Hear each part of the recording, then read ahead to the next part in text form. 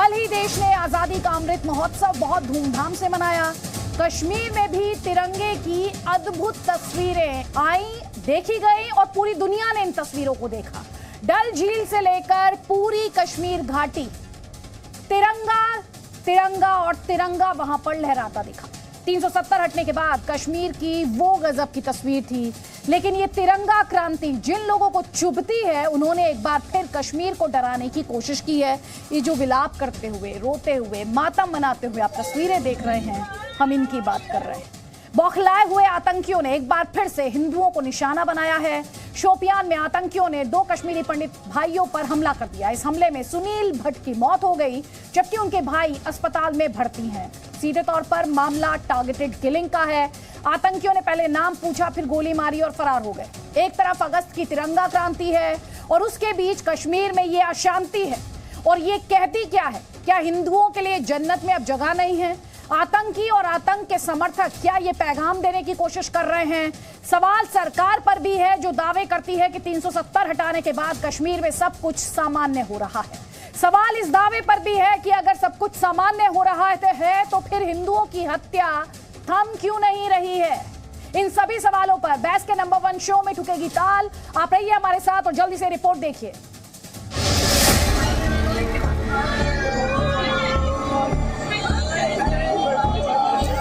370 इसलिए हटाया देश को ये कहकर के पूरे पंडितों को फायदा होगा, कश्मीर में अमन हो जाएगा। तो ये तो पहला हमला नहीं है कश्मीरी पंडित का।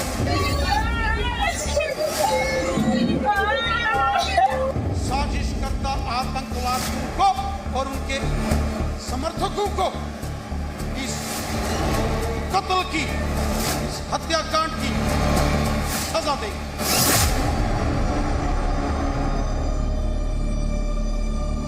मोदी सरकार की नाकामी का एक और मिसाल है कश्मीर में, और इसकी पूरी जिम्मेदारी जो है वो भारतीय जनता पार्टी और उनकी सरकार पर आती है कि उन्होंने वो कश्मीरी पंडितों को उनकी जान की हिफाजत करने में नाकाम साबित हो रहे हैं। इस बात का जवाब जो है गृह मंत्री को देना चाहिए, रक्षा मंत्री को देना चाहिए, बीजेपी को देना चाहिए। आपने बड़े बुलंद बांग दावे किए थे, अब क्या हुआ उन दावों का? ये उन लोगों के, तमाम लोगों के मुंह पे तमाचा है जो कश्मीर फाइल्स में हुए फिल्मों को काल्पनिक बता रहे थे। हमारे सुरक्षा बल 0 टॉलरेंस पर काम कर रहे हैं और लगातार इस प्रकार से जो टारगेटेड किलिंग पहले भी हुई है उनको भी मार गिराया गया। इनको भी छोड़ा नहीं जाएगा, छोड़ा नहीं जाएगा।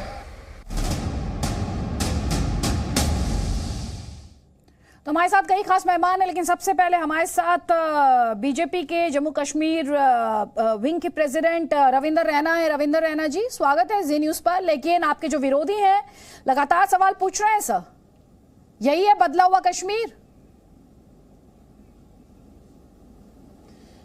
अदिति त्यागी जी, पूरी दुनिया ने देखा कि किस तरीके से जम्मू कश्मीर के लोगों ने हर घर तिरंगा अभियान और आजादी का अमृत महोत्सव पूरे जोश, जज्बे, उत्साह और उत्सव के साथ मनाया।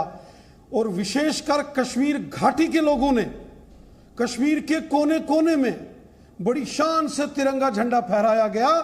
लाल चौक से लेकर कश्मीर के गांव-गांव में जो लोगों ने जश्न बनाया और जो बच्चों ने हाथों में तिरंगा झंडा लेकर रैलियां निकाली, बुजुर्गों ने, माताओं ने, बहनों ने, चारों दिशाओं में तिरंगे झंडे ही तिरंगे झंडे।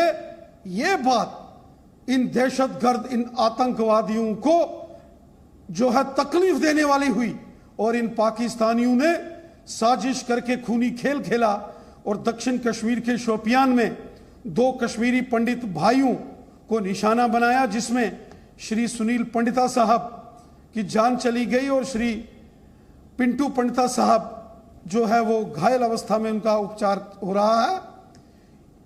बात अगर बदलाव की करें तो जिस कश्मीर में सिर्फ पत्थरबाजी होती थी, बम, बंदूक, पिस्तौल, गोलियों की आवाज आती थी, उसी कश्मीर के अंदर भारत माता की जय, हिंदुस्तान जिंदाबाद और तिरंगे झंडे शान से फहराए गए। ये सारी दुनिया ने देखा कि कैसे माननीय प्रधानमंत्री मोदी साहब के एक एक शब्द को कश्मीर के लोगों ने तिरंगा को लेकर उत्साह, जोश, सबने वो तस्वीरें देखी हैं सर। लेकिन क्या आज आप सुनील भट्ट की फैमिली को ये समझा सकते हैं? देखिए, हादसा तो बहुत दर्दनाक है, बहुत तकलीफ शुदा है, सीने में घाव करने वाला यह घटनाक्रम है। बहुत तकलीफ हुई मुझे भी कि सुनील पंडिता साहब की जिस तरीके से निर्मम हत्या की गई, यह मानवता को भी शर्मसार कर गया, दागदार कर गया। और एक बात पूरे विश्वास के साथ कहता हूं, पहले भी चुन चुनकर इन आतंकवादियों का सेना, पुलिस और पैरामिलिट्री फोर्सेस के जवानों ने सफाया किया है। और जिन्होंने सुनील पंडिता साहब पर हमला किया और उनके भाई पर हमला किया, ये भी बच नहीं पाएंगे। जमीन के पाताल से भी निकालकर इनको इनके गुनाहों की सजा देंगे, इनको और इनके समर्थकों को अकल ठिकाने लगाएंगे और आतंकवादियों को मौत के घाट उतार। आप अपने विरोधियों से क्या कहेंगे? वो कह रहे हैं आपकी नाकामी है। ये जो टारगेटेड किलिंग्स हुई हैं, ये बीजेपी सरकार की, मोदी सरकार की नाकामी है। इस पर आप क्या कहेंगे? अदिति जी, पिछले 35 वर्षों से जम्मू कश्मीर पाकिस्तान प्रायोजित आतंकवाद छद्म युद्ध हम लड़ रहे हैं और जम्मू कश्मीर के लोगों ने मिलकर जंग लड़ी है। जम्मू तो शुरू से ही देशभक्तों का गढ़ है, लेकिन जिस तरीके से कश्मीर के लोगों ने हाथों में तिरंगा झंडा लेकर आजादी का अमृत महोत्सव मनाया और हर घर तिरंगा अभियान चलाया, कश्मीर के लोगों ने भी हुब्बल वतनी का, देश प्रेम का, वतन परस्ती का जज्बा दिखाया है। ये चंद गिने चुने जो आतंकवादी बचे हैं, हम इनका भी सफाया करेंगे। और सबसे बड़ी बात, पत्थरबाजी की घटनाएं आज कश्मीर में नहीं हो रही है। आतंकवादी जो खुला तांडव करते थे, आज वो नहीं हो रहा है। आज कश्मीर हिंदुस्तान जिंदाबाद, भारत माता की जय बोल रहा है। आज कश्मीर अपने हाथों में तिरंगा झंडा लेकर माननीय प्रधानमंत्री मोदी साहब के आह्वान पर आजादी का अमृत महोत्सव मना रहा है। ठीक है सर, ये एक पहलू है, लेकिन दूसरा पहलू है टारगेटेड किलिंग्स। दूसरा दर्दनाक पहलू ये भी है टारगेटेड किलिंग्स। उस चैलेंज का जवाब क्या है? जी अदिति जी, ये जो पाकिस्तान के आतंकवादी हैं, ये कायर लोग हैं, ये डरपोक हैं। इनमें हिम्मत नहीं है कि ये भारतीय सेना का आमने सामने मुकाबला कर सके। इसलिए ये कायर दरिंदे आतंकवादी मासूम, बेगुनाह, निहत्थे और निर्दोष लोगों को सॉफ्ट टारगेट जो है उनको बनाते हैं और इस प्रकार की एक वैश्याना हरकत, दरिंदगी जो उन्होंने कश्मीर के अंदर कश्मीरी पंडित हिंदुओं को निशाना बनाकर की है, ये उनकी बौखलाहट है, घबराहट है। और जिन जिन ने ये षड्यंत्र किया है, जो जो इस हत्याकांड में शामिल है, जमीन के पाताल से भी उनको ढूंढ ढूंढ के निकाल कर उनको मौत के घाट उतारेंगे। सुनील पंडिता साहब के लहू के एक एक कतरे का हम बदला लेंगे। आप बदला की बात कर रहे हैं, लेकिन आगे से इस तरह की किलिंग्स ना हो पाए, उसके लिए प्रशासन की तरफ से क्या कदम उठाए जाएंगे? सर, हमने पहले भी देखा है, पहला ऐसी दर्दनाक हत्या नहीं की गई है। इससे पहले भी हमने देखा है, जो नॉन लोकल लेबरर्स हैं उन्हें टारगेट किया गया है, ड्राइवर्स को टारगेट किया गया है, खेतों में काम करने वालों को टारगेट किया गया है। इस चैलेंज को एडमिनिस्ट्रेशन कैसे डील करेगा, इस चैलेंज से? आदिति जी, बिल्कुल मैं आपकी बात से सहमत हूं। ये एक बहुत चिंता की बात रहती है हमेशा प्रशासन के बीच में, और लगातार प्रशासन अलर्ट भी रहता है। इतने बड़े पैमाने पर कोशिश हुई थी कि 15 अगस्त स्वतंत्रता दिवस में बड़ा खलल डाला जाए।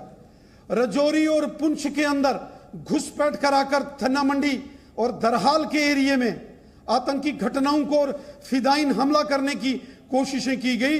वो सब साजिशें सेना ने विफल की। मैं सेना के जवानों के और पुलिस और पैरामिलिट्री फोर्सेस को नमन करता हूं, सल्यूट करता हूं। और ये जो इस प्रकार की साजिश इन्होंने टारगेटेड किलिंग्स की है।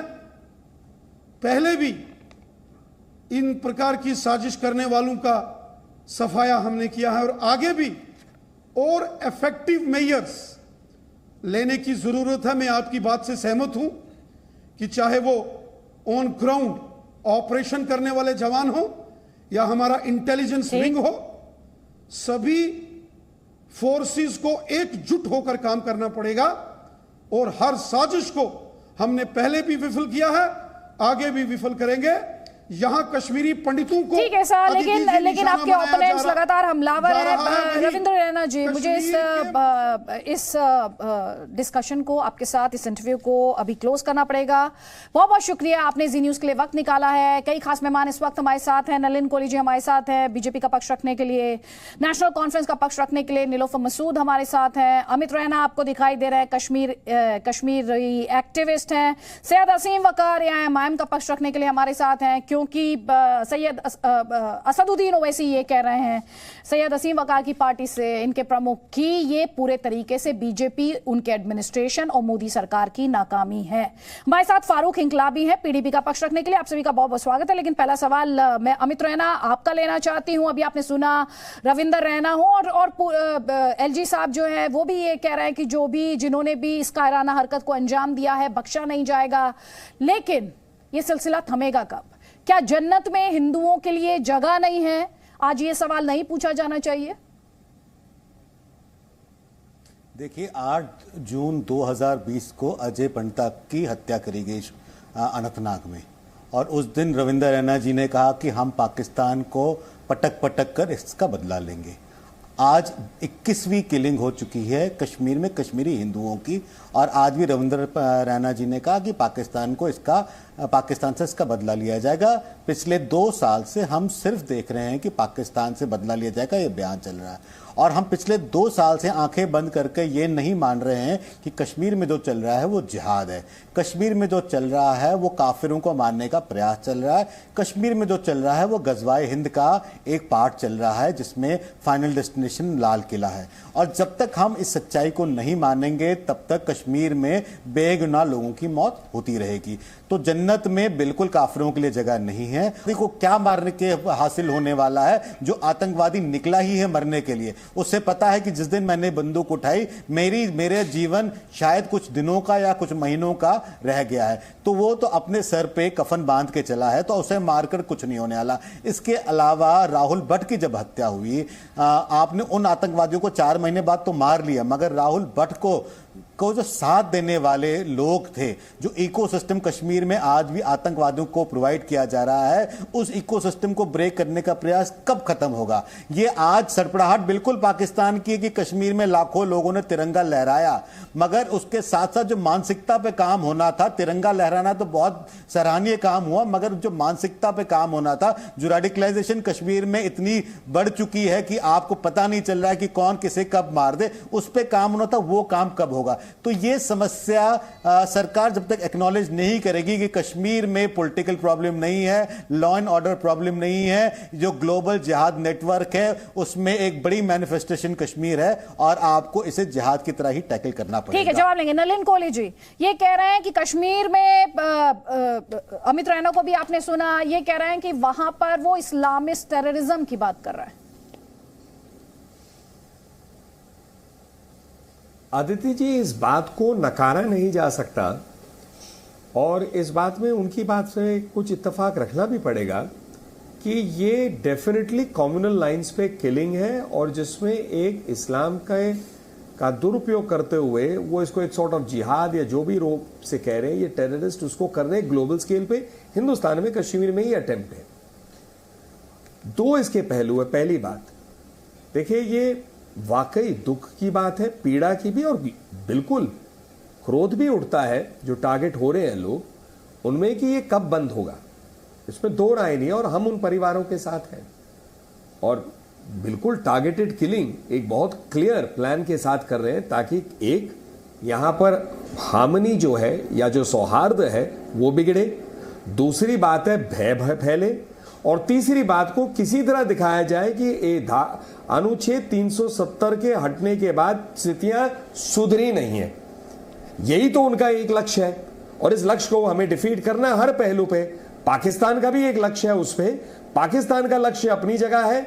ये चीजें लोकल लेवल पे भी हो रही है और कुछ लोग हैं और कुछ पार्टियां हैं जो इंतजार में, हाँ हम अब अपनी बात कह सके कि अनुच्छेद 370 हटाने से कोई फर्क नहीं हुआ। 70 साल में जो अनुच्छेद 370 ने स्थिति खड़ी की जिसमें अलगाव मानसिकता के लोग खड़े हो पाए, अलगाव मानसिकता से ही उत्पन्न हुई ऐसे टेररिज्म की थिंकिंग और उनके समर्थन में डायरेक्टली इनडायरेक्टली आज जो खड़े वो चाहते हैं कि ये बातें आगे हो, इसको हम डिफीट करेंगे। दूसरी तरफ जो ये टारगेटेड किलिंग्स हो रही है, जो कर रहे हैं उनको खत्म करेंगे। पहले जिन्होंने किया वो टेररिस्ट एलिमिनेट हुए, आज जो करेंगे इनको भी एलिमिनेट करेंगे और राजनीतिक, कूटनीतिक और जिस और आधार पे हम इसका बदला ले सकते हैं, और कोई शब्द नहीं है कहने के लिए, वो लिया जाएगा। लेकिन इससे हम कहते हैं और दिल से कहते हैं कि जो पीड़ा जा रही है उन परिवारों पे, हम उनके साथ हैं। वो पीड़ा जरूर है और वो उनकी ही नहीं, हमारी भी पीड़ा है। फारूक इंकलाबी, महबूबा मुफ्ती सरकार से सवाल पूछ रही हैं, लेकिन सुनील भट्ट और उनके भाई का दोष क्या था? क्या दोष था उनका कि जब 90s में बड़ी संख्या में, 80s और 90s में बड़ी संख्या में पलायन हो रहा था, तब इन्होंने पलायन नहीं किया, उसे ही अपनी मातृभूमि समझा, डटे रहे वहां पर? क्या दोष था? मैं समझना चाह रही हूँ, क्या गलती उन्होंने कर दी थी? देखिए, सबसे पहले मैं आपको बताना चाहता हूँ कि जितना अफसोस आपको हुआ है उतना ही अफसोस हमें भी है कि सुनील भट्ट साहब किस तरीके के साथ जो है किलिंग हुई है। मैं भारतीय जनता पार्टी के यहाँ पे कोहली साहब हैं, इनकी बात पे मुतफिक बिल्कुल भी नहीं हूँ कि कम्युनल लाइन पे जो है ये किलिंग हुई है कश्मीर में। मैं इन्हीं के दौरे इक़्तिदार की बात करूंगा कि जब 5 अगस्त 2019 के बाद की बात करूंगा कि अभी तक खास करके मैं आपको बताना चाहता हूँ कि 9 जुलाई 2022 तक टोटल जो सिविलियन की किलिंग हुई है कश्मीर में वो हुई है 118 किलिंग में सिर्फ 5 जो है कश्मीरी पंडित की किलिंग हुई है, 16 जो है बाकी हिंदू जिसमें सिख भी है, अदर फेथ के जो हिंदूज हैं उनकी किलिंग हुई है और 97 जो है मुस्लिम की किलिंग हुई। और ये मैं आपको नहीं कह रहा हूँ, ये हमारे minister of state home affairs government of India के जो है राज्यसभा में उन्होंने एक रिप्लाई के दौरान कहा है। यानी इन 2-3 सालों में अगर 118 किलिंग हुई है उसमें 100 के करीब मुसलमानों की किलिंग हुई है, तो मैं समझता हूँ कि कॉमनल लाइन पे इस तरीके की बात करना मुझे लगता है कि ये दुरुस्त नहीं है। नहीं, आपने दोनों बातें की हैं सर। अब एक सेकंड रुक जाइए इंकलाब फारूकी, एक सेकंड फारूक इंकलाबी, एक सेकंड रुक जाइए। आपने कहा ये कम्युनल लाइंस पर किलिंग नहीं हुई, फिर आपने बता दिया इतने मुसलमान, इतने। सर आप पहले मैं रिलीजन में जाना नहीं चाहती थी क्योंकि आप ये लाइन ऑफ आर्ग्यूमेंट लेकर आए हैं और मैं जब वो कश्मीर काफी गई हूँ सर, वो जो किलिंग्स हुई हैं उसमें क्या वजह रही है? उसमें जेकेपी के कितने किलिंग्स हैं सर? मैं आपको कितना सेक्रीफाइस उस फोर्स ने दिया है? कितनी किलिंग्स? नहीं, सुन लीजिए, कितनी किलिंग्स इस बात के लिए हुई हैं कि वो इंडियन लॉ, इंडियन स्टेट के साथ खड़े हुए हैं, उन्होंने अपनी देशभक्ति निभाई है? कितनी किलिंग्स इस बात के लिए हुई हैं? आप हर चीज को रिलीजन के प्रिज्म से देख रहे हैं, जहां रिलीजन के प्रिज्म से देखना चाहिए वहां नहीं देख रहे हैं। लेकिन आप ये कहते हुए जस्टिफाई करने की कोशिश कर रहे हैं सर कि देखिए इतनी किलिंग्स मुसलमानों की हुई हैं, इतनी किलिंग्स तो सिर्फ पंडितों की हुई हैं और यहाँ सिखों को आपने अलग से एक नंबर डाला। तो सर ये आप दोनों बातें एक साथ कैसे कर रहे हैं? मैं आपको बताना चाहता हूँ कि गोली का शिकार जम्मू कश्मीर में मुसलमान भी हुए हैं, हिंदू भी हुए हैं, कश्मीरी पंडित भी हुए हैं, सब लोग हुए हैं। और भारतीय जनता पार्टी के लोग जब कहीं पे डिबेट में हो या कहीं पे इनकी पब्लिक रैली हो, वहां पे ये सिर्फ और सिर्फ हिंदू की बात करते हैं, मुसलमानों की बात नहीं करते हैं। गोली जो है लगी है यहाँ पे मुसलमानों को भी लगी है, हिंदुओं को भी लगी है, जो कि नहीं होना चाहिए। मैं आपको बताना चाहता हूँ कि सिक्योरिटी फोर्सेज का भी आपने कहा, यानी 5 अगस्त 2019 के बाद इस वक्त तक 128 सिक्योरिटी फोर्सेज के जवान भी मारे गए हैं और उनमें भी वहां पर भी अगर गोली चली है तो वो हिंदू और मुसलमान देख के नहीं चली है। मैं आपको यही बताना चाहता हूँ कि 2000 डेटा जो आप जिस तरह से कंपैरिजन ड्रॉ करने की कोशिश कर रहे थे सर, टारगेटेड किलिंग क्या होती है? टारगेटेड किलिंग क्या होती है? आप ये बताइए ना पहले मुझे। आप उसकी डेफिनेशन को ही चैलेंज कर रहे हैं सर, आप उसकी डेफिनेशन को ही चैलेंज कर रहे हो। थोड़ी देर पहले मुझे याद है अमित रैना ने कहा था गवर्नमेंट जब तक प्रॉब्लम को एक्नॉलेज नहीं करेगी तो सॉल्यूशन कैसे देगी? वही हाल आपका है। आप जो कोर प्रॉब्लम है, जो बेसिक प्रॉब्लम है, उसको आप डिनायल मोड में चले जाते हैं।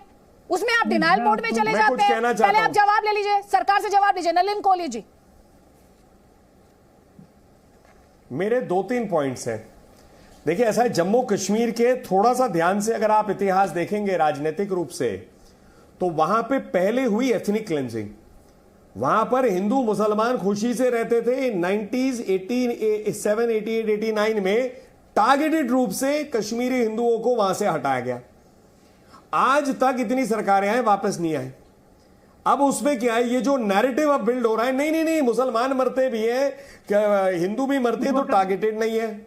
ये टारगेटेड किलिंग्स है। इससे पहले टारगेटेड किलिंग्स है, स्कूल से टीचर को मार दिया बच्चों के सामने।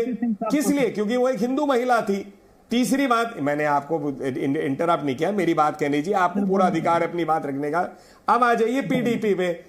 पीडीपी के महबूबा मुफ्ती जी, हम लोग भी सरकार में साथ रहे हैं, लेकिन अब आप नोट करिए अनुच्छेद 370 हटने के बाद उनके बयान क्या है। पहला कहते हैं कि अनुच्छेद 370 नहीं हटना चाहिए था। भारतीय जो तिरंगा है कभी तक नहीं मनाया जाएगा वहां जब तक अनुच्छेद 370 वापस नहीं लाया गया है।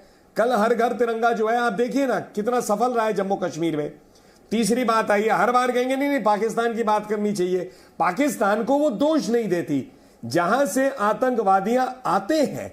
जो आतंकवादियां सीमा पार से आ रहे हैं, अगर आप कहते हैं मुसलमानों को भी मार रहे हैं, तो पाकिस्तान को आप क्लियरली क्यों नहीं कहते कि पाकिस्तान प्रॉब्लम है? आप कहते हैं बातचीत करिए। नहीं, पाकिस्तान के साथ बातचीत करिए। इतने दशकों से बातचीत के बाद क्या हुआ? बंद हुई आतंकवाद? बड़ा ही है ये। तो जब मोदी जी की सरकार आई, बालकोट हुआ, सर्जिकल स्ट्राइक हुआ, तो एक संदेश गया कि भैया ये अब ऐसे नहीं चल सकता। अगर आप पार करेंगे कोई सीमा को, जो एक रेड लाइन कहा जाता है, तो हम उसका मुंह तोड़ जवाब देंगे। उसमें सबूत मांगते हैं आप लोग, अरे सबूत बताइए, सबूत बताइए। तो ये दोनों चीजें नहीं चल सकती साथ साथ। क्या स्पष्ट स्टैंड है आपका? बताइए। बुरहान वानी आपके लिए बन जाता है टेररिस्ट, नहीं है वो बन जाता है हीरो। पाकिस्तान के साथ बात करें, बातचीत के जरिए तमाम मसाइल का हल करें, और उसके बावजूद भारतीय जनता पार्टी ने पीडीपी के साथ हाथ मिलाया, कॉमन मिनिमम प्रोग्राम बनाया, उसमें बाकायदा तौर पर ये सारी बातें थी कि आप जम्मू कश्मीर के अवाम का जो स्पेशल स्टेटस है उसके साथ किसी किस्म की छेड़छाड़ हम नहीं करेंगे।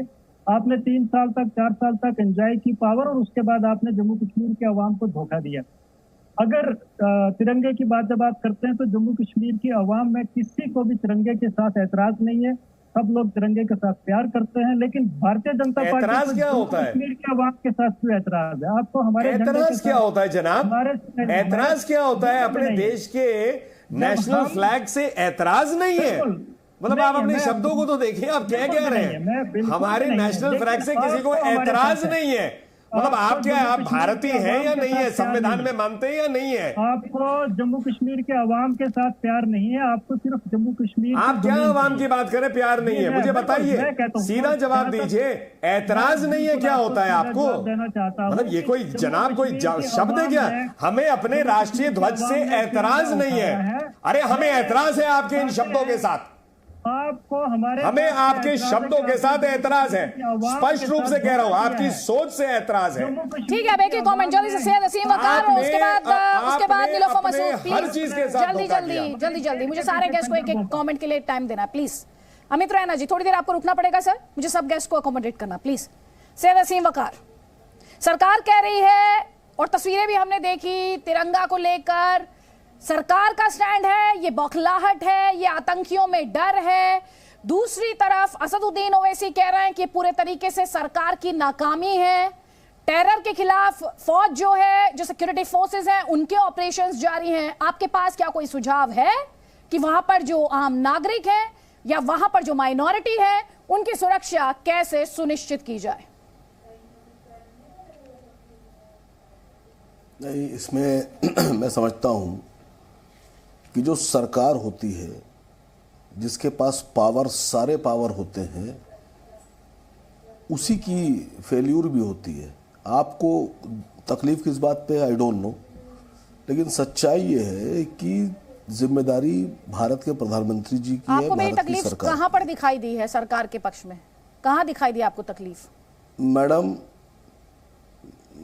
मैं मुझे तो तकलीफ सुनील भट्ट की है, उनके परिवार की है, माइनॉरिटीज की है। आपको राजनीति की फिक्र है, तकलीफ है। बोलूं अब? हाँ बोलिए। इजाजत है आपको? हाँ हाँ सर, बिल्कुल इजाजत है, मुद्दे पर बोलिएगा। मैं जब से टेलीविजन पर आ रहा हूं, अपनी बात रखने के लिए मौका मुझे टीवी पे मिल रहा है, तब से मैं हमेशा से, जब भी कश्मीर की बात आई, मैंने हमेशा से एक बात कही कि कश्मीर हमारे देश का अभिन्न अंग है, कश्मीर सबके लिए है। और मैंने हमेशा, उस वक्त जब 2014 से पहले कांग्रेस की सरकार थी, मोदी जी की सरकार नहीं थी, इनका नाम निशान भी नहीं था, तब भी मैं कहता था कि कश्मीर में कश्मीरी पंडितों को रिहैबिलिटेट कीजिए।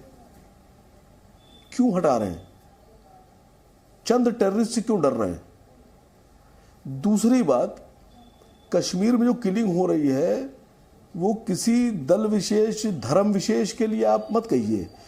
जो आदमी भारत के साथ और भारत की बात करेगा उसको वो मार देते हैं, वो चाहे मुसलमान हो, सरदार हो, पंडित हो, कश्मीरी पंडित हो, कश्मीरी पंडित ना हो, ठाकुर हो, जो उनकी नज़र में चढ़ गया, जो उनको लगेगा ये भारत के साथ है, ये हमारे साथ नहीं है, उसको मार देते हैं। ये तो आतंकवादी गतिविधि है। मैं तो शुरू से कह रहा हूं, मोदी जी ने कहा कि हम नोटबंदी कर रहे हैं, इससे लगाम लग जाएगी कश्मीर पे, जो आतंकवादी हैं, नहीं लगी। मोदी जी ने कहा 370 हटाएंगे, 35 से हटाएंगे तो ये किलिंग बंद हो जाएगी, रास्ता साफ हो जाएगा। फिर मैंने खुद ये भाषण सुना, आप ही लोग के चैनल पे सुना, कि हम कश्मीरी पंडितों को वापस ले जाएंगे। मैंने वेलकम किया। मैं तो सैकड़ों बार कह चुका था कि कश्मीर में पंडितों को रिहेबिलिटेट कीजिए, उनको दीजिए, बसाइए। कहां है? क्यों नहीं बसा रहे हैं?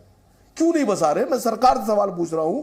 और अगर आपको लगता है कि मेरा सवाल सरकार से नहीं होना चाहिए, तो मुझे वो नाम और वो व्यक्ति बताइए जिससे मैं सवाल पूछ सकता हूं। कोई तो होगा जो सवाल का जवाब देगा। मैं तो नहीं में जाते हैं ना सर, मत क्या कीजिए। ये आपको इस मंच पर सवाल पूछने के लिए ही बुलाया। आप दो ही काम करते हैं सर आकर, या तो आपको चैनल याद रहता है या मॉडरेटर याद रहता है। पॉलिटिकल ओपोनेंट तो आपके लिए बहुत बाद में आता है। तो बेहतर होगा आप अपनी प्राथमिकताएं, प्रायोरिटीज, वैसे तो भारत में सलाह मुफ्त में मिल जाती है, इसलिए एक मुफ्त की सलाह आपको दे रही हूं। जब डिस्कशन में आया करें तो दर्शक आपके पॉलिटिकल ओपोनेंट के बारे में सुनना और समझना चाहते हैं। आप एंकर के बारे में क्या सोचते हैं, चैनल के बारे में क्या सोचते हैं, वो कॉल आप शो में आने से पहले ले सकते हैं। आपने सवाल पूछा है, जब आप सरकार की जवाब देंगे, सुनिए ध्यान से, सरकार की जवाब देंगे सर, सरकार को जवाब देना चाहिए। नहीं सर, ठीक है मैडम। नलिन कोहली सर, मैं ये डिबेट अदिति त्यागी के लिए नहीं कर रही हूँ या सैयद असीम वकार के लिए नहीं कर रही। ये डिबेट मैं उन करोड़ों दर्शकों के लिए कर रही हूँ जो इस डिबेट को बहस का नंबर 1 शो बनाते हैं। तो मेरी अकाउंटेबिलिटी उनके लिए है, मुझे पैनलिस्ट के सर्टिफिकेट की जरूरत नहीं। Thank you so much. कोई बात नहीं। नलिन कोहली जी, बात तो आप वापस जवाब लेने के बाद मैं वापस आपको मंच दे दूंगी, पहले आप जवाब मिलने दीजिए। नलिन कोहली, मैंने सवाल पूछा था नलिन कोहली जी। अरे सर जवाब ले लीजिए ना, अब आप जवाब नहीं ले रहे, जवाब लीजिए ना सर। सवाल पूछा भारत के सरकार से। हाँ सर, तो आप अभी आपको क्या लगा है? तो नलिन कोहली का क्या, नलिन कोहली कौन है? नलिन कोहली टीवी पे मॉडरेटर है, नलिन कोहली किसी चैनल के प्रवक्ता है, पार्टी के प्रवक्ता है ना, तो जवाब लीजिए आप। इतना वक्त ज़ाया कर दिया, 30 सेकंड्स आपने, फिर आपको बुरा लग जाएगा अगर मैं कह दूंगी ऑडियो डाउन करा दीजिए। प्लीज सर, मुझे सवालों के जवाब चाहिए। आपने सवाल पूछा, जवाब चाहिए नहीं चाहिए? मुझे हाँ या ना में बस इतना बता दीजिए। आपको जवाब चाहिए? जवाब चाहिए आपको जवाब चाहिए। लड़ाई दंगा आपकी ले रही है। अरे सर, लड़ाई दंगा किनका इतिहास है वो छोड़ दीजिए, सब जानते हैं, देखने वाले सब जानते हैं लड़ाई दंगा किनका इतिहास है और किन्हें इंटरेस्ट रहता है। कोई बात नहीं। नलिन कोहली, क्या कहूं मैं अदिति जी, मुझे बड़ा दुख हुआ आसिम वकार साहब की बातों को सुन के। मतलब जब तर्क नहीं हो रहते तो आप चैनल और एंकर पे अटैक करना शुरू कर देंगे। आपका काम है, हम शो पे आ रहे हैं, आप सवाल वो अपनी बात रख रहे हैं, मैं अपनी बात रखूंगा। इस पे चैनल और एंकर, आपको खुशी नहीं है तो मत पार्टिसिपेट करिए आप इसमें साहब। लेकिन हम क्यों एंकर्स पे, और ये मैं देख रहा हूँ एक नया ट्रेंड हो रहा है, ना केवल इस चैनल पे मैंने देखा, अन्य पे भी कुछ ऐसे लोग आ जाते हैं अलग अलग पार्टियों के, जो पहले बोलेंगे जैसे कि आप जो है सरकार की भाषा पूछ रहे हैं। अरे आपने मुझसे टफ सवाल पूछा, मैं जवाब दे रहा हूं, जनता को तय करने दीजिए मेरे जवाब से वो इत्तेफाक रखते हैं या नहीं रखते हैं। लेकिन हम क्यों, why are we making it personal? Waqar साहब, आपको मुझसे कुछ पूछना है, आपको अपने विचार रखना है, आपका अधिकार है, उतना ही मेरा अधिकार है कि मैं अपनी बात को रखूं, आपकी बात से इत्तेफाक रखूं या ना रखूं ना। डिबेट हमारे इधर उधर हो जाते हैं। देखिए ऐसा है, पहली बात जो है, हमें बड़ी खुशी होती कि अगर आपकी पार्टी जो है हर चीज में हिंदू मुस्लिम नहीं करती, और ये मैं आपसे फ्रैंकली कह रहा हूं कि आपकी पार्टी का इतिहास हर चुनाव में कि आप मुसलमानों के लिए भय पैदा करते हैं कि जैसे भारतीय जनता पार्टी खौफ करने वाली है माइनॉरिटी कम्युनिटी के लिए। हमारा एजेंडा बड़ा क्लियर है। हमारा एजेंडा है कि देश का गरीब हो, किसान हो, युवा हो, और यही मोदी जी का एजेंडा है क्लियर। उस तक उसकी जो प्राथमिक जरूरतें हैं वो पहुंचे, बिना चोरी हुए, बिना लीक किए हुए, और ये हमारी प्राथमिकता है। उसमें ये नहीं देखा जाता कि अन्न जो है हिंदू के यहां जा रहा है, मुसलमान के जा रहा है या किसी और धर्म के पास। ये नहीं देखा जाता कि चूल्हा जो गैस का है वो किसी मुसलमान के पास जा रहा है, हिंदू या कोई और धर्म का। हमारे यहां वो प्राथमिकता नहीं है। लेकिन जम्मू कश्मीर में जो हो रहा है उसको स्वीकारना पड़ेगा। अनुच्छेद 370 हटने के बाद पाकिस्तान, उनके चाहने वाले जो पाकिस्तान में भी है और भारत में भी है, उन लोगों को चिंता होने लग गई है कि भैया जो अलगाववादी सोच की हम लोगों ने एक बहुत बढ़िया इस्तेमाल किया था, एक कॉन्स्टिट्यूशनल आर्टिकल को, अनुच्छेद 370 को, वो ही हट गया। देश के साथ पूर्ण इंटीग्रेशन की बात हुई, अलगाववादी सोच जो है उसको ठेस पहुंच रही है। तो इस लड़ाई में तो आप खड़े होते नहीं है। तुरंत जब उस टाइम होते हैं आप खड़े होकर कहना शुरू करते हैं कि भाई देखो ये हिंदू नहीं है, ये मुसलमान भी मारा जा रहा है, ये नहीं मारा। पर आप इस बात को नहीं रिकॉग्नाइज करते कि जो सोच है, और वो सोच पाकिस्तानी प्रायोजित है और भारत में भी उस सोच को रखने वाले लोग हैं, उनके खिलाफ आप बोलते नहीं है। ठीक है सैयद असीम वकार। देखिए, मजेदार बात यह लगी मुझे कि नलिन कोहली साहब बहुत बड़े वकील हैं, और आप तो सर इतने बड़े वकील हैं, आप तो सुप्रीम कोर्ट में खड़े होकर डिबेट करते होंगे, बहस करते होंगे मुकदमों की। लेकिन मुझे अफसोस इस बात का हुआ कि मैंने आपसे जो सवाल पूछे आपने एक का भी जवाब नहीं दिया। आप गैस, चूल्हा, सिलेंडर सब ले आए। मैंने सिर्फ ये पूछा था कि अगर आतंकवाद बढ़ रहा है तो क्यों बढ़ रहा है, सवाल किससे पूछे। देश के प्रधानमंत्री जी ने जो बातें कही थी मैंने वो आपके सामने रख दी, लेकिन वो फेल हो गए। भाई अगर हमारे देश से किसी हिस्से से किसी व्यक्ति को, किसी धर्म विशेष, जाति विशेष को निकाला जा रहा है, तो मैंने नलिन कोहली साहब से तो कहा नहीं, आप तो सरकार है ही नहीं। जो सरकार के जिम्मेदार हैं सवाल उनसे आप भी उन्हीं से पूछेंगे, सब उन्हीं से पूछेंगे। जो देश की रक्षा के जिम्मेदार हैं मंत्रालय लिए बैठे हैं, जो देश के इंटीग्रेशन के जिम्मेदार हैं मंत्रालय लिए बैठे हैं, जो देश की स्वायत्ता और स्वतंत्रता और प्रभुत्ता के जिम्मेदार हैं, उनसे आप सवाल पूछेंगे। आपने खुद ही सवाल किससे पूछे, मैं पूछ रहा हूं। ठीक है, आपने खुद ये क्लियर कर दिया कि ये जवाब देने की स्थिति में नहीं है, आपको बेसिकली रक्षा मंत्री से जवाब चाहिए। मैं आपको वापस भेज दूंगी नलिन कोहली जी। मेरे साथ दो और गेस्ट हैं, एक एक कमेंट में उनका लेना चाहती हूँ। नीलोफर मसूद सुनील भट्ट के परिवार से आज आप क्या कहेंगे मैम? इनके क्या कसूर था उनका? कोई बात नहीं सैयद असीम वकार, प्लीज जवाब देना इनके बस का नहीं। हाँ नहीं, ठीक है सर, अब किसी ऐसे आदमी को लगे जिसके पास जवाब हो। ठीक है सर, ठीक है, जाया मत कीजिए, दर्शकों का वक्त जाया मत कीजिए। पहले आदित्य जी बाकियों से तो पूछ ले। ठीक है आदित्य जी, आज की जो निंदनीय घटना हुई है जिसमें सुनील कुमार जी ने शहादत हासिल की है और उनके ब्रदर करण कुमार, हम उनके लिए दुआ गो है कि वो ठीक हो जाए। तो मैं जितने भी कड़े अल्फाज हैं उनमें मैं उनकी निंदा करती हूँ इस एक्ट की, कोल्ड ब्लडेड मर्डर की, आपके चैनल के माध्यम से। नंबर 1। नंबर 2, देख लीजिए आपने अभी प्रॉब्लम टू बी एक्नॉलेज्ड की बात की। मैं बिल्कुल ये मानती हूँ कि पहले हमें प्रॉब्लम को एक्नॉलेज करना है कि सही मानों में प्रॉब्लम है।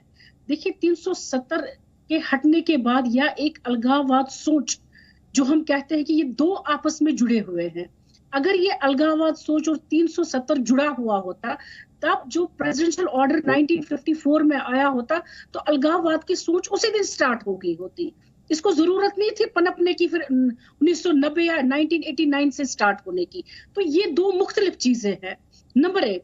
दूसरी इंपॉर्टेंट चीज आप देख लीजिए 2014 से लेकर 5 अगस्त 2019 तक कितनी सिविलियन किलिंग्स हुई। 177 इट इज रिपोर्टेड, राज्यसभा में भी कहा गया। 406 हमारे सिक्योरिटी के जवान जो है उन्होंने शहादत हासिल की। और आप इस छोटे से पीरियड आफ्टर 4 अगस्त रिपोर्टेड है अप टू नवंबर 2021 हमारे 87 सिविलियंस और 99 सिक्योरिटी फोर्सेस ने शहादत हासिल की। तो कोई चीज थमी नहीं, कोई चीज रुकी नहीं। जो हमें बड़े बड़े ख्वाब, नॉर्मल सी बाकी चीजें वो दिखाई गई। किसी भी हुकूमत में अगर कहीं पर रॉबस्ट सिक्योरिटी है, इंटेलिजेंस ग्रिड है आपका, तब जाकर भी एक क्लिंग हो जाती है और वो सॉफ्ट टारगेट को चुन लेते हैं। तो ये मानने की बात है, एक्नॉलेजमेंट करने की बात है कि हाँ, सिस्टम का फेलियर वो सेंटर में है, स्टेट में है, यूटी में है, कहाँ है, उनको वो चीज एक्सेप्ट करना है importantly, and they don't accept it. सिर्फ ब्लेम गेम, ये वो चलता रहता है।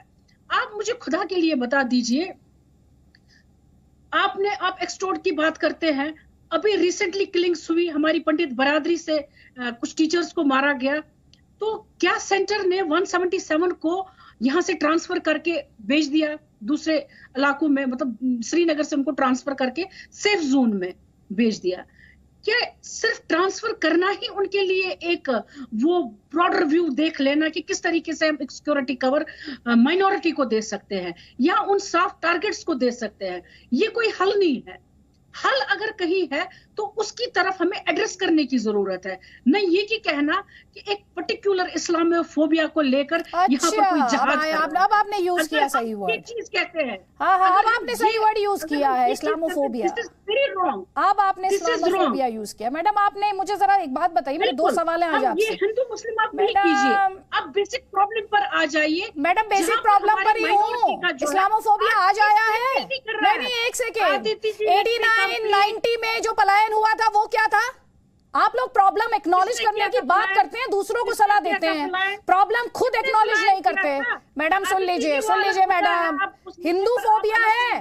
मैं हिंदू फोबिया को लेकर आपसे सवाल पूछूं मैम, क्योंकि आप सब रिलीजन की बात करते हैं। एक सेकेंड रुक जाइए मैम, रुक जाइए। मैं बात आपका, मैंने पूरे आपने 4 दलीलें रखी और मुझे आपसे जवाब पूछना है, जवाब चाहिए। आप कब तक निंदा करके काम चला लेंगे? कब तक निंदा करके काम चलेगा? निंदा करते हैं। आप ये बताइए, आप जिन्होंने ये कायराना हरकत की वो कौन है? जिन्होंने ये कायराना हरकत की वो कौन है? आप मुझे ये बताएं। नॉर्मलिटी की बात करते हैं। मैडम, मैं आपसे जो सवाल पूछ रही हूँ, सवाल का जवाब दीजिए मुझे। न हिंदू न मुस्लिम। आप आइए सवाल के जवाब पर, जो मैं आपसे सवाल पूछ रही हूँ। जिन्होंने ये कायराना हरकत की वो कौन है? वो कौन है मैडम? अरे कोहली जी से जवाब पूछ लीजिए, उनको बताइए। अच्छा, कोहली जी को पता होगा। ये इस सवाल का जवाब कोहली जी देंगे कि जिन्होंने कायराना हरकत की है वो कौन है, उन्हें क्या कहते हैं, ये कोहली जी बताएंगे आपको, ये कोहली जी बताएंगे। अच्छा चलिए, आपसे जुड़ा हुआ एक और सवाल है मेरे पास। मैडम सुनिए, 89-90s में एक सवाल उठा था, मेजॉरिटी साइलेंट रही थी। एक सेकेंड मैडम, मैं भाषण के लिए मंच नहीं दूंगी, मुझे सिर्फ 1 मिनट लगेगा, मैं दूसरे गेस्ट पे चली जाऊंगी। इनफैक्ट 10 सेकंड्स में मैं दूसरे गेस्ट पर चली जाऊंगी, लेकिन ये सवाल मैं उठाना चाहती हूँ। आपने बड़ी बड़ी बातें कही है ना, तो प्रैक्टिकली उन पर मुझसे बात कीजिए, प्रैक्टिकली मुझसे उन पर बात कीजिए। मैडम, मेजॉरिटी साइलेंट क्यों है? मैं जो बस ये निंदा करके, 4 ट्वीट करके सोशल मीडिया पर, 2 स्टेटमेंट देकर मौका सरकार का फेलियर है। अगर सरकार सुरक्षा नहीं प्रोवाइड करा पा रही, वो सरकार का फेलियर है। लेकिन आप बस सवाल पूछ के काम चला लेंगे, आप भी बस सवाल पूछकर काम चला लेंगे और लेक्चर देंगे इस्लामोफोबिया पर। आप एक तरफा बात करेंगे। बताइए ना, मेजॉरिटी कहाँ है ग्राउंड पर? ये किलिंग्स कहाँ हो रही हैं? क्यों हो रही है? क्यों नहीं उठ रही आवाज ग्राउंड पर? क्यों नहीं निकलते मार्च? क्यों नहीं होता प्रोटेस्ट? क्यों नहीं होता? क्यों नहीं होता मैम? समाज की कोई जिम्मेदारी नहीं है, समाज की कोई जिम्मेदारी नहीं है। जिसे आप माइनॉरिटी कह रही है ना, जिस तरह से किलिंग्स हो रही है, आप भी जानती है शोपियान में कितने हिंदू फैमिलीज हैं? शोपियान में मैडम कितनी हिंदू फैमिलीज हैं, आप बता दीजिए। हिंदी में एक शब्द है लुप्त हो जाना, अंग्रेजी में उसे कहते हैं एक्सटिंक्ट होना। जब आप कश्मीरी कल्चर की, जब आप कहती है कश्मीरियत, जमहूरियत, मैडम कश्मीरियत का इम्तिहान है ये, कश्मीरियत का ही इम्तिहान है ये। भागिए मत इस इम्तिहान से और प्रॉब्लम को एक्नॉलेज कीजिए। आपको डर लगता है प्रॉब्लम को एक्नॉलेज करने में, प्रॉब्लम को एक्नॉलेज करने में डर लगता है आपको। नलिन कोहली, आपका जवाब। क्या उम्मीद रहूं? मुझे गैस से दे देंगे फ्री? जवाब क्या दें? मुझे लगता है कि इन्होंने खुद ही अपने शब्दों में देश के सामने इनकी पार्टी की, इनकी अपनी व्यक्तिगत सोच को अच्छे रूप से रखा है अदिति जी। और मतलब मैं मानता हूं कि इन्होंने अपने आप को स्पष्ट कर दिया कि इनकी सांप्रदायिक सोच है, इनकी सोच जो है बड़ी एक प्रकार से बड़ी मतलब दुख देने वाली सोच है कि इनमें इंसानियत की सोच नहीं है, इंसानियत शब्द का प्रयोग है बस। नीलोफर जी, मैं आज जवाब क्या दूं? मैंने आपकी बात को सुना, देश ने सुना, जनता ने सुना, दर्शकों ने सुना। आपने बहुत खूब अपने पार्टी की और अपने विचारों को इतने अच्छे रूप से रखा है कि मुझे इसमें कुछ जोड़ने की आवश्यकता ही नहीं है। कितनी सांप्रदायिक सोच आपकी है, कितनी आपकी सोच जो है कहीं ना कहीं असली प्रॉब्लम को नजरअंदाज कर दे, उसको भूल जाए, यहां तक कि भूल जाए क्यों ये स्थिति पैदा हुई। उस स्थिति की पैदा करने में जो सोच है वो आज आपके शब्दों में दर्शता है। नहीं, आप अमित रैना जी से पूछ लीजिए, अगर मेरे शब्दों में कोई गलत लग रहा है आपको। मेरी जगह मैं अमित रैना जी से पूछता हूँ, वो समाज से जो पीड़ित समाज है, और आपने जितनी बातें कही है पॉलिटिकल पार्टी वहां होकर, उसको आप पूछिए ना, आपके डायरेक्ट वोटर है वो, उस राज्य के वोटर है भाई, उनसे पूछिए। मैं तो वोटर भी नहीं हूँ जम्मू कश्मीर का। साहिल बशीर हमारे साथ, एक लैप्स हो जाता है, दिन दिहाड़े मौत हो जाती है। साहिल बशीर हमारे साथ। हाँ मैम, आप सवाल तो पूछती हैं, आप सवाल पूछती हैं। आपने एक बार टेररिस्ट के खिलाफ एक शब्द नहीं बोला मैम, एक शब्द नहीं सुना मैंने अभी तक, एक शब्द नहीं सुना। बस जुबानी निंदा करती हूँ। ये जो निंदनीय घटना हुई है, बस निंदा करके आप काम चला लीजिए, हमें राष्ट्रीय ध्वज से कोई ऐतराज नहीं है। आप बताइए, हर घर तिरंगा मनाया नहीं मनाया, तिरंगा लगाया नहीं लगाया, दिखावे के लिए नहीं लगाया या नहीं दिखाया। अमित रैना, यह सब निंदा करके काम चला देंगे, सब प्रॉब्लम्स गिना देंगे, सब मजबूरियां बता देंगे, सोल्यूशन का है। देखिए, कलयुग की पहचान ही यही है कि इत्तेहादुल मुसलमीन एक ऐसी। नीलोफर जी, आज तो कश्मीरी पंडित को बात कर लेने दीजिए। इत्तेहादुल मुसलमीन एक रजाकारों की पार्टी जिन्होंने हजारों हिंदुओं को मारा, वो आज हिंदुओं के हित की बात कर रही है। इसके बाद एक ऐसी पार्टी जिसने जम्मू कश्मीर लिबरेशन फ्रंट जैसे आतंकवादी संगठन को बढ़ावा दिया, जिसके जन्मदाता उनके पार्टी प्रेसिडेंट हैं, और जिन्होंने हिंदुओं के नरसंहार में बढ़ चढ़कर हिस्सा लिया, आज वो बात करेंगे।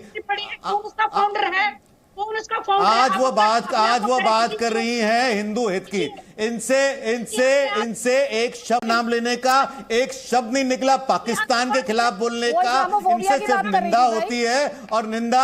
और अब मैं आपको बताता हूं, नीलोफर जी बताता हूं, 1800 जम्मू कश्मीर पुलिस वाले मारे गए हैं इस साल। जो सिविलियन मारे गए हैं, अमरीन भट्ट जैसे सिविलियन मारे गए हैं, जिन्हें आप मुसलमान कहती हैं, उन्हें वो मुसलमान नहीं समझते, तकफीरी समझते हैं। तकफीरी इस्लाम में एक कॉन्सेप्ट है जो कहता है जो जिहाद में विश्वास नहीं रखता, जो हार्डकोर इस्लाम में विश्वास नहीं रखता, वो मुसलमान नहीं है, उसे मारना बिल्कुल जायज है। हिंदू को मारना तो जायज है ही है, और इसलिए हिंदू के मारने पे चू नहीं निकलती। मुसलमान को मारने के लिए वो उनको एक्सक्यूज देना पड़ता है, मगर मारा अमरीन को इसलिए जाता है क्योंकि वो म्यूजिक करती है, और हार्डकोर इस्लाम में जिहाद में औरत और म्यूजिक का कोई लेना देना नहीं है। मुद्दस्सर पुलिस वाले को इसलिए मारा जाता है क्योंकि वो भारत के संविधान में विश्वास रखता है। ठीक है, हमारे साथ साहिल बशीर है, साहिल बशीर भट्ट भारत के सेक्युलरिज्म में विश्वास रखता है। ठीक है, एक सवाल साहिल बशीर भट्ट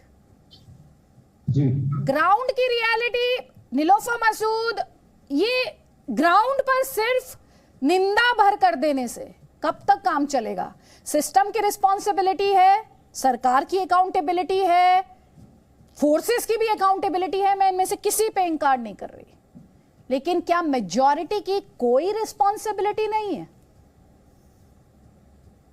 बिल्कुल लगती है, ये तो बहुत ही शर्मनाक वाकया है, और मैं मानता हूं कि कहीं ना कहीं इसमें जो 89 में लोगों को मेजोरिटी में बाहर आना चाहिए था, तब नहीं आए, but this is the right time, this is the need of the hour कि मेजोरिटी जो यहाँ पे है, जितना जो मेजोरिटी सिक्योरिटी दे सकती है माइनॉरिटी को, वो शायद सिक्योरिटी फोर्सेस या कोई सरकार नहीं दे सकती।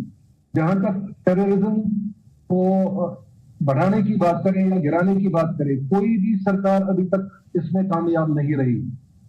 No party is able party में पहले से कहता रहा, no party is able party, लेकिन कोई इसका हल अभी तक नहीं लेके आया। हाँ, अनफॉर्चुनेटली ये जो 370 हटने के बाद जो डेवलपमेंट्स हमें जम्मू एंड कश्मीर में देखने को मिली, खुसूसन कश्मीर वैली में, सबसे पहले स्टोन पेल्टिंग बंद हो गई, सेपरेटिज्म बंद हो गया, आपका जो अलगावाद का एक सोशल मीडिया पे प्रोपेगेंडा चलता था वो बंद हो गया। कहीं ना कहीं पाकिस्तान को इसमें फ्रस्ट्रेशन आ गई, पाकिस्तान फ्रस्ट्रेटेड है क्योंकि अब उनको लगा कि लोग और यहाँ का नौजवान उनकी बात नहीं मान रहा, नौजवान अब तिरंगा लेके सड़कों पर आ रहा है, नौजवान अब शाना बशाना इनके साथ में खड़ा होने जा रहा है और खुद को फेलियर समझते हुए, खुद को फेल समझते हुए इस्लाम का नाम इस्तेमाल करके, जहाद का नाम, इस्लाम का नाम, इनको इन्वॉल्व करके, इन चीजों का सहारा लेके यहाँ पे एक कम्युनल जो है ये करना चाहती है। लेकिन आपके यहाँ एक सेकेंड, लेकिन साहिल बशीर, अभी आपने सुना नीलोफर मसूद और फारूक इंकलाबी तो पूरे तरीके से डिनाइल में है इस बात को लेकर। वो तो कह रहे हैं कोई बदलाव आया ही नहीं, और आप जो बातें कह रहे हैं वो कंप्लीटली एक बदलाव की बात कर रही हैं। ये तो देखिए 35 सालों से इन लोगों ने किया क्या है।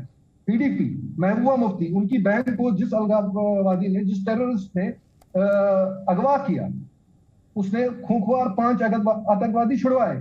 महबूबा मुफ्ती जी उनका नाम बड़े अदब से ले रही है, यासीन मलिक जी कह के कहती है, जिन्होंने उनकी बहन को अगवा किया, और जो हमारे होम मिनिस्टर है, हमारे माननीय प्रधानमंत्री है, उनको नाम से पुकारती है। इससे ज्यादा क्या मिलेगा आपको? आप फारूक अब्दुल्ला की बात कीजिए, 89 में उन्होंने क्या किया? वो तो जब ये ऐसे ही हालात शुरू हुए वो तो छोड़ के चले गए कश्मीर को। किसके सहारे छोड़ के चले गए? ये आज क्या बताएंगे? 35 साल पे इन्होंने इसी पे तो सियासत की है। 35 साल से इन्होंने यहाँ के खून पे सियासत की है, यहाँ के नौजवानों को खून पिया है, जो लग्जरी, जो हैसियत, जो पावर इन्होंने आज तक कमाया है, यहाँ के नौजवान के खून से कमाई है। नीलोफर जी, यहाँ के ये आपको फारूक अब्दुल्ला से पूछना चाहिए था जब वो यहाँ पर 89 में सबको छोड़ के चले गए थे। ये नौबत ही नहीं आती, आज की नौबत ही नहीं आती। ये जो टेररिज्म का बीज बोया है ना मैडम, तो खून हमारे खून से जो उसको जो पानी दिया है ना उस बगीचे को, वो यहाँ के नौजवानों का खून है, और वो आप और पीडीपी को जाता है, नेशनल कॉन्फ्रेंस और पीडीपी को जाता है, जिन्होंने यहाँ के नौजवानों को दरबदर किया, जिन्होंने यहाँ के टेररिज्म को बढ़ावा दिया। मैडम बोल नहीं दीजिए मैडम, आप बोल रही थी, वो इंटरप्ट नहीं कर रहे थे, उन्होंने इंतजार किया है पूरे 45 मिनट अपनी बात रखने के लिए। नाउ लेट हिम स्पीक, और अगर आपने आप इंटरप्ट किया तो मैं ऑडियो डाउन करा दूंगी। Aditi ji, let me tell her one thing, ये वही फारूक अब्दुल्ला जी हैं जो अपने फादर के मजार पे जाके एक मैसेज भेजते हैं through media to Hurriyat that we have to come together against India. आज ये हमको बताएंगे कि क्या है, क्या चल रहा है। इनकी देन है, ये पहुंचा दिए, ये हिंदू मुस्लिम देन है आपकी, ये देन है, 35 सालों की देन है। जस्टिस, ये कश्मीरी, जो हमारे कश्मीरी पंडित भाई हैं, मैं उनकी पीड़ा समझ सकता हूँ। ये जो रैना जी अभी बोल रहे हैं ना, अमित रैना जी, मैं इनको अभी काउंटर नहीं कर सकता। पता है क्यों नहीं कर सकता? बिकॉज आप लोगों की गलती है। I have to stand by it, because आप लोगों की गलती है, क्योंकि आप लोगों ने किया और भुगत ये रहे हैं। क्या कब की है 35 सालों में, कब की है कश्मीरी पंडित के जेनोसाइड की जस्टिस की बात? किसने की है? रिहेबिलिटेट किसने किया है? मुझे बताइए किसने किया है? आप ही तो हुकूमत कर रहे थे ना, आप और पीडीपी, और किसने हुकूमत की यहाँ पे? किसने की? कहाँ पे बात की? इनके जेनोसाइड की बात किसने की? ठीक है, जवाब ले लीजिए, जवाब ले लीजिए। 30 साल के बाद, ठीक है, 30 साल के बाद ठीक। नीलोफर मसूद जवाब दीजिए मैडम, जवाब जी बोलिए अदिति जी, किस चीज का जवाब देना है? अरे आपने इतनी देर पूरा कहने दीजिए, जब सवाल पूछ रहे थे तो आप भाषण दे रही थी मैडम, इन्हीं सवालों के जवाब देने के लिए तो आप आई हैं। अब जवाब आपके पास है नहीं तो आप पूछ रही कौन सा सवाल का जवाब दूं। चलिए मैं सवाल रिपीट करती हूँ, जो सवाल अभी मैंने साहिल बशीर भट्ट से पूछा था वो फिर से आपसे पूछती हूँ। मेजॉरिटी कब निकलेगी सड़क पर? ये निंदा करके कब तक काम चलेगा? कब होगी जस्टिस की बात? कब बताइए? अगर आज भी देखेंगे सुनील कुमार जी के घर में, वहां पर हर तबके के लोग हैं। आप ये मत कहिए कि खाली पंडित, यहाँ पंडित सिख मुस्लिम ये मत कीजिए आप। अच्छा, मैं कर रही हूँ पंडित सिख मुस्लिम, मैं कर रही हूँ। इस्लामोफोबिया कौन बता रहा था थोड़ी देर पहले? इस्लामोफोबिया कौन बता रहा था थोड़ी देर पहले? कुछ खुद आप ये कह रही थी कि हिंदू मुसलमान हो रहा है, और अब आप कह रही है कि आप ये मत कीजिए। मैडम आप डिसाइड कर लीजिए कि आपको किस बात पर बात करनी है, किस मुद्दे पर रहना है। आप डिसाइड कीजिए। जब आपको लगता है आप घिरने लगी हैं और साहिल बशीर भट्ट ने आपसे सवाल पूछ लिया कि आज के जो हालात हैं ये तो आपकी हुकूमत के टाइम आए, उस सवाल का जवाब आपके पास नहीं है। उस सवाल का जवाब आपने नहीं दिया क्योंकि वो आपकी पॉलिटिक्स को एक्सपोज करता है। उस सवाल का जवाब फारूक इंकलाबी आप देंगे और उसके बाद नलिन कौली जी मैं आपको दूंगी मंच। मैं साहिल बशीर साहब को जवाब देना चाहता हूं। 2014 से आज 2022 से आज 3 साल हो गया एब्रोगेशन ऑफ आर्टिकल को। इन 3 साल में ये किलिंग्स कहां रुकी, किस जगह रुकी? बॉर्डर आपके शांत हो गए जब आपने बात की पाकिस्तान के साथ एक सीज फायर आपने कर दिया वहां पर एग्रीमेंट, तब जाकर हमारे बॉर्डर आज शांत बैठे हुए हैं। आप चाइना के साथ बात करेंगे, आप दूसरे आतंकवादी। अच्छा अब आपको पाकिस्तान से बात करनी है? अच्छा आपको पाकिस्तान से बात करनी है? अच्छा बता दीजिए किस किस से बात की जाए? हाफिज सईद से बात कर लें आपके हिसाब से? सुनिए ध्यान से, हाफिज सईद से बात कर लें, सैयद सलाउद्दीन से करें, मसूद अजहर से करें और किससे करें? मैडम बता दीजिए। आज आप लिस्ट रख दीजिए और नलिन कौली जी इनकी लिस्ट आप ध्यान से नोट कर लीजिए और फिर जिससे आपकी बात करवाना चाहते हो आप इनसे बात कर लीजिए। आदित्य जी, नीलोफर जी मुझे एक बात बताइए, 1990 में 370 था ना, तो क्यों हुआ हिंदुओं का पलायन? क्यों हुआ उनका नरसंहार? क्यों हुआ उनका जातिसार? 2003 में 370 था ना, क्यों हुआ के बाद वो पलायन किसने किया? मुझे आपको बोलने की जरूरत नहीं है, ना ही मुझे तथ्य रखने की जरूरत है।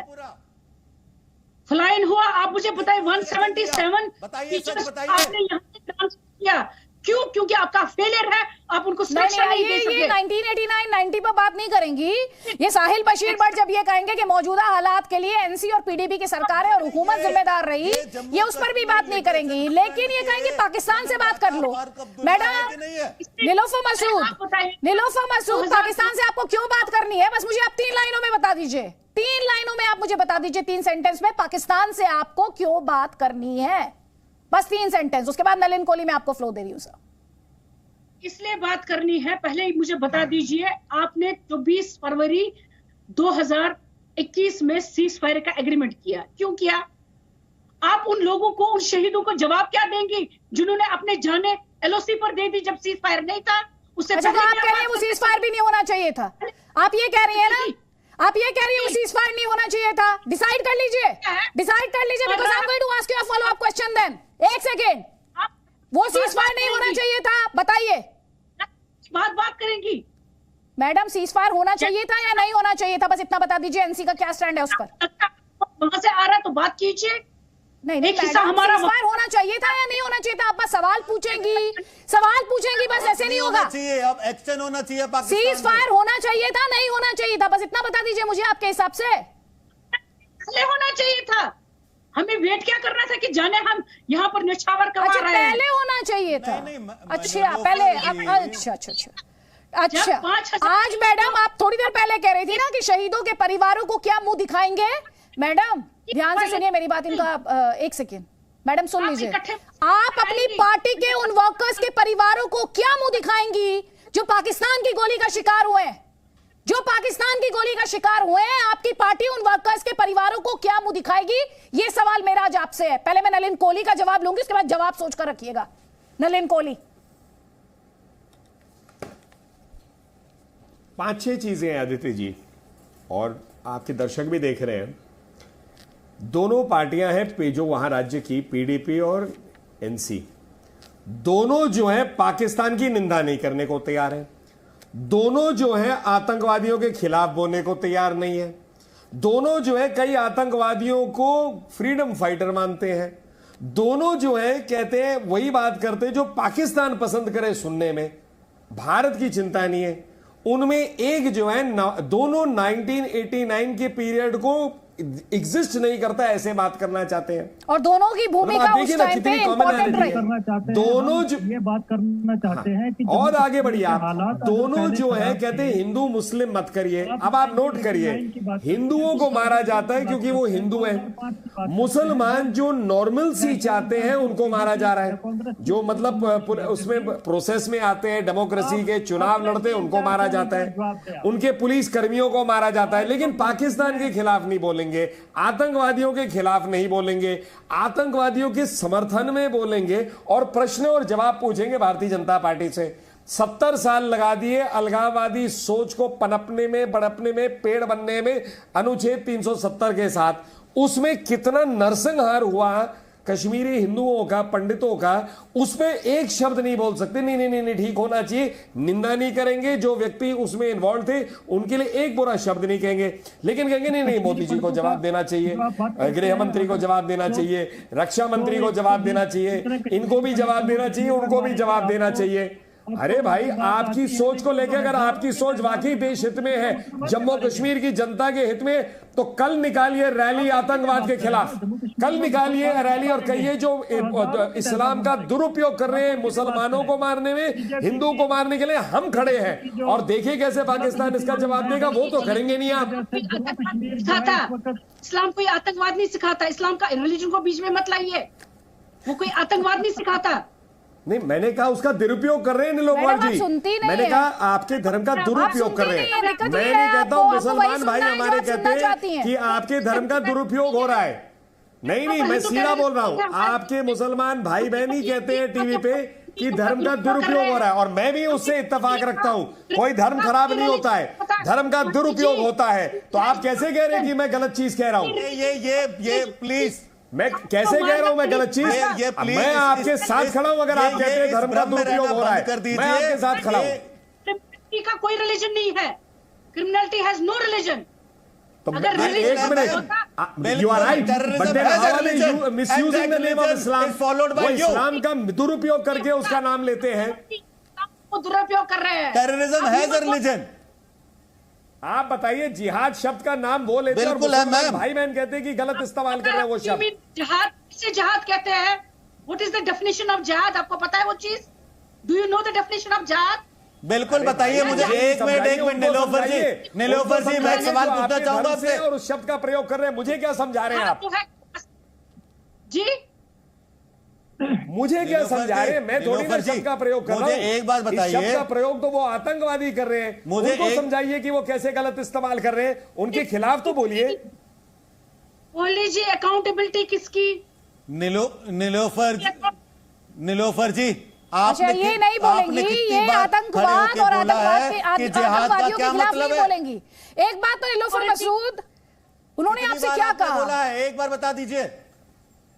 बोलिए अमित रैना, पहले आप बात पूरी कर लीजिए। नीलोफर जी, मैं देखिए नीलोफर जी, आपने कितनी बार खड़े होकर बोला है कि जिहाद का असली मायना क्या है? एक बार भी नहीं। एक बार आपके मुंह से अभी तक नहीं निकला 1 घंटे में कि पाकिस्तान की निंदा करती हो, आतंकवादी संगठनों की निंदा करती हो, आतंकवादियों का नाम नहीं निकला आपके मुंह से। आप निंदा निंदा निंदा करी जा रही है। निंदा कर किसकी रही है आप? आपसे आइडेंटिफाई तक नहीं होता है कि किसकी निंदा करनी है। ये आपका डबल स्टैंडर्ड है, ये आपका दोहरा मापदंड है। और आप कह रही हैं, ये देखिए कश्मीर में जब मोहम्मद अयूब पंडित मारा जाता है तब भी आपसे खड़ा नहीं हुआ जाता कि एक बेगुनाह की मौत हुई है। आज आप हिंदू पे खड़ी होंगी। आपकी पार्टी का नाम ही मुस्लिम कॉन्फ्रेंस था, वो तो जबरदस्ती में नेशनल कॉन्फ्रेंस बन गया। नहीं तो मुस्लिम कॉन्फ्रेंस से उम्मीद करूंगा मैं कि वो हिंदू की बात करेंगी। मैं उस पार्टी से उम्मीद करूंगा जिसने जम्मू कश्मीर लिबरेशन फ्रंट को जन्म दिया, वो पार्टी सिखाएगी कैसे हिंदुओं को बचाना है। मैं उस पार्टी से उम्मीद करूंगा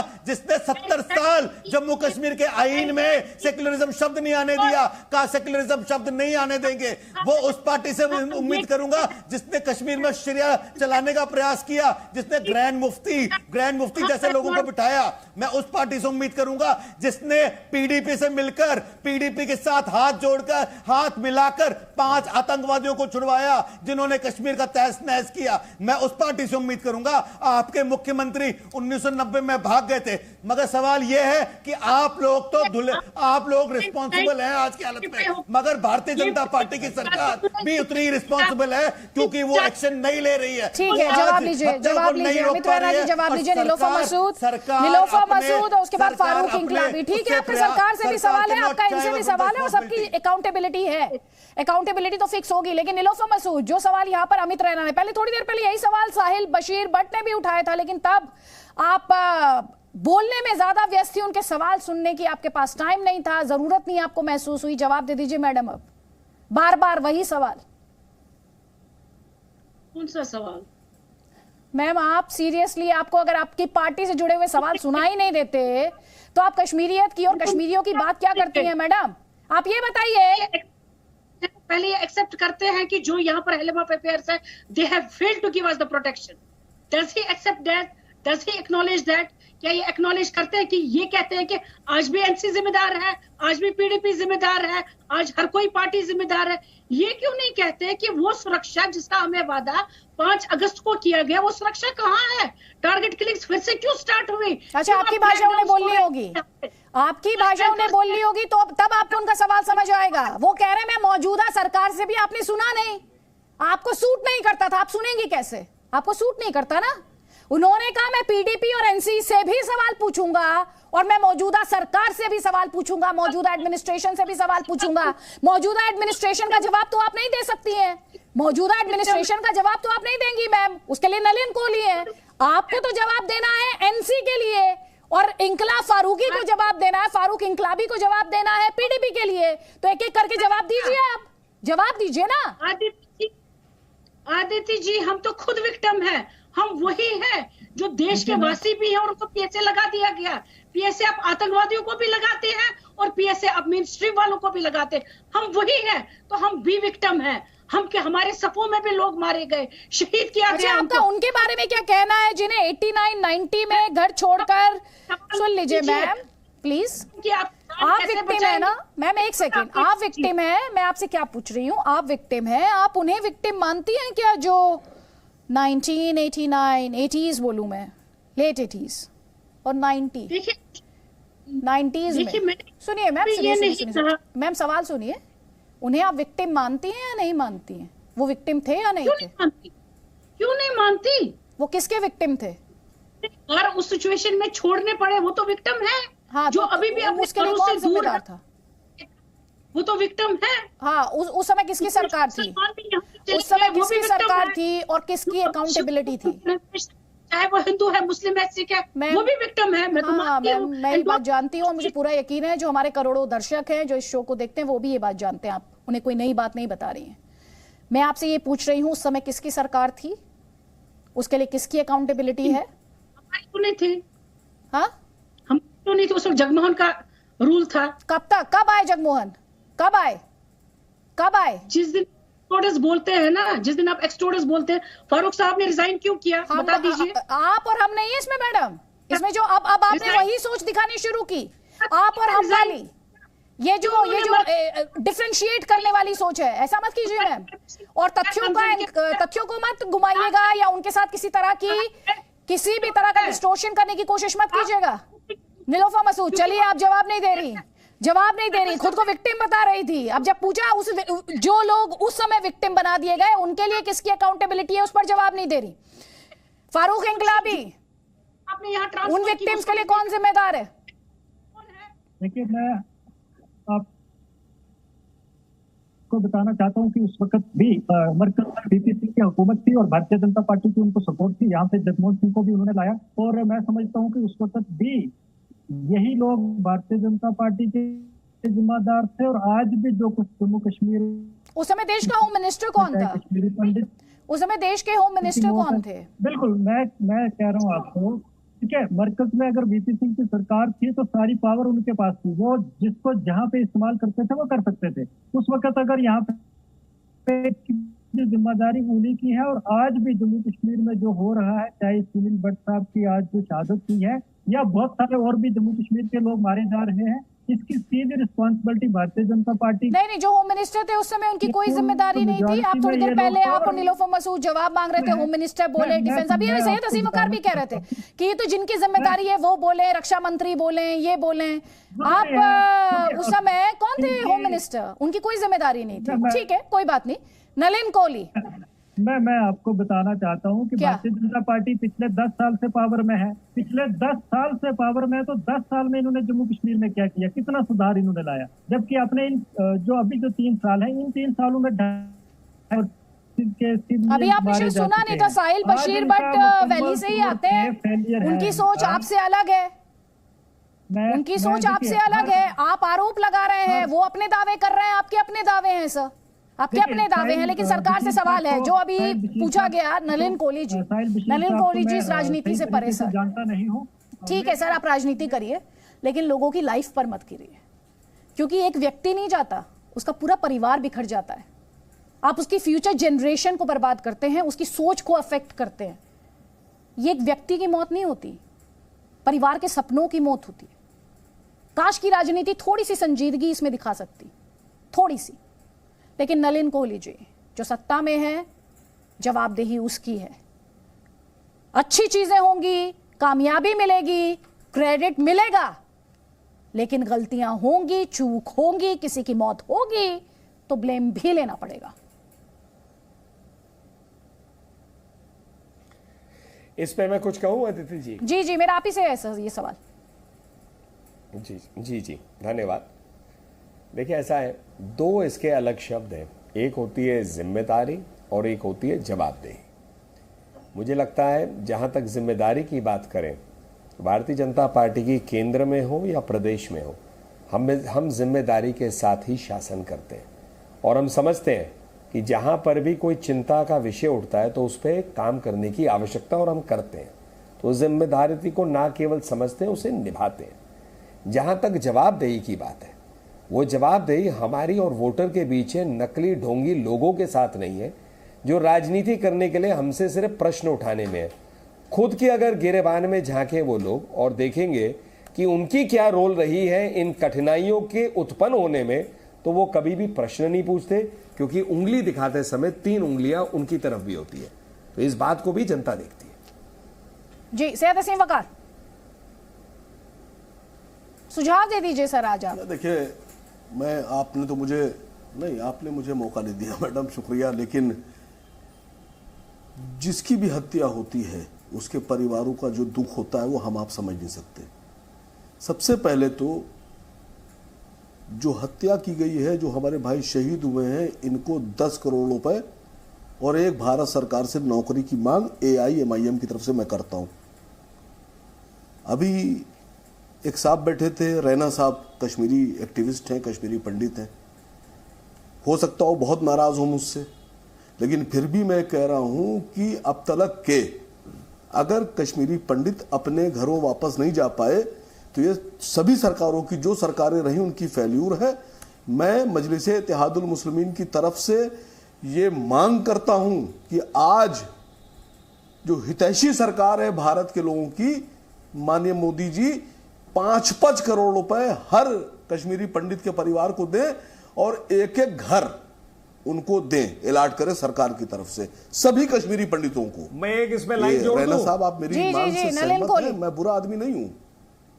नलिन कोहली, मैं उतनी ही मांग एक आपसे भी रख लेता हूं वकार साहब। रैना साहब, आपको तकलीफ मुसलमानों से है। आतंकवादियों के खिलाफ केसेस के लिए पैसा खर्च करता है, उस पैसे को कश्मीरी पंडितों के लाभ के लिए लगा दे।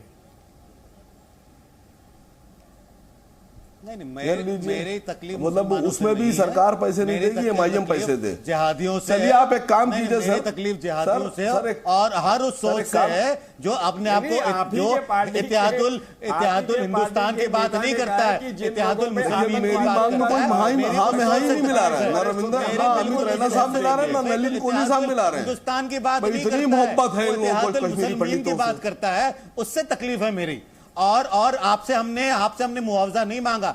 मैंने आपको कहा कि हमारी तरफ से मुआवजा मांगिए, हमें न्याय चाहिए। अगर आप न्याय की बात करते हैं और कहते हैं कि आतंकवादियों को उन सेपरेटिस्ट लीडर्स को सबको फांसी की सजा दी जाए, तो मैं आपका समर्थन में खड़ा। सर, मैं तो ये कह रहा हूं कि भारत की फौज को चाहिए प्रधानमंत्री जी अभी आदेश दें और पाकिस्तान पे हमला कर दें। मैं तो आपके साथ खड़ा हूं। आप अभी हाँ में हाँ नहीं मिलाएंगे मेरी। मैं तो कह रहा हूं पाकिस्तान पे हमला कर दीजिए। चलिए, बिल्कुल आप उठा लाइए सबको वहां से। बिल्कुल समर्थन करता हूं। और श्रीनगर में लाल चौक पे लाके फांसी दीजिए। ये जो है ना, कहां कर रहे हैं आप? कुछ नहीं कर रहे हैं आप। मेरे साथ मांग ही नहीं कर रहे हैं। नलिन कोहली साहब से मांग ही नहीं कर रहे हैं। सारी मांग तो मैं कर रहा हूं। हम उम्र है, आप पूरा वक्त लगाए दे रहे हैं मुसलमानों का। होंगे वकार साहब, आप नहीं वकार साहब, आप या तो मेरे हम उम्र है या मेरी उम्र के आसपास ही होंगे। मैं तो मांग कर रहा हूं कि भारत सरकार बड़ी चीजों को ना जारी करे, टीवी डिबेट पाकिस्तान पे हमला कर दे, के लिए मत कहिए, सबको पकड़ लाए और लाके कश्मीर में लाल मुझे बस एक ही बात आपसे कहनी है सर, न्याय और मुआवजे में अंतर होता है सर, न्याय और मुआवजे में अंतर होता है। और जब मैंने आपसे कहा सुझाव, तो मुआवजे के लिए सुझाव नहीं मांग रही थी सर, मैं राजनीति मुआवजे का ऐलान करके अपनी जिम्मेदारी से, अपनी जिम्मेदारी और जवाबदेही से पल्ला झाड़ लेती है। मैं इंसाफ की बात कर रही थी और फ्यूचर में इस तरह की किलिंग्स ना हो, उन्हें रोकने के लिए आपका सुझाव मांग रही थी। लेकिन आपने इतने गंभीर मुद्दे को जिस तरह से ट्रिवियलाइज करने की कोशिश की है सर, वो आपको नहीं करनी चाहिए थी AIMIM के वरिष्ठ प्रवक्ता के तौर पर। सैयद असीम वकार, इस बात का ध्यान रखिएगा, असदुद्दीन ओवैसी ने क्या कहा वो आपको सुनवा देते हैं। नहीं, देखिए, ये वहाँ की जो बीजेपी के अपॉइंटेड लेफ्टिनेंट गवर्नर साहब हैं और वहाँ पर सेंट्रल गवर्नमेंट की सरकार है, प्रधानमंत्री श्री नरेंद्र मोदी का एडमिनिस्ट्रेशन चलता है, तो वो नाकाम साबित हुए। 370 इसलिए हटाया देश को ये कहकर के पूरे पंडितों को फ़ायदा होगा, कश्मीर में अमन हो जाएगा। तो ये तो पहला हमला नहीं है कश्मीरी पंडित पर, जो बरसों की मेहनत के बाद उनको लाकर वहाँ पर वो आ रहे थे, रह रहे थे। आज वो उनको आप उन कश्मीरी पंडितों को आप बिल्कुल ही अनसेफ कर दिए, और वो इसलिए अनसेफ हो रहे हैं क्योंकि आपकी सरकार ने उनको के सेफ्टी प्रोवाइड करने में सरासर नाकाम साबित हुई है। और कश्मीरी पंडित तो अब कश्मीर छोड़ के जाना चाह रहे हैं। हमने और आपने देखा कि वो प्रोटेस्ट कर रहे थे रोडों पर आकर, उनके एनक्लेव। तो जख्मों पर मरहम की जगह अब क्या देख रहे हैं, आज आपने पूरा ताल ठोके में भी यही देखा, सिर्फ और सिर्फ उन जख्मों को कुरेदा जा रहा है, उनमें राजनीति अपने लिए मौका तलाश रही है। आप सभी मेहमानों का बहुत बहुत शुक्रिया हमारे इस डिस्कशन में शामिल होने के लिए। आगे बढ़ेंगे।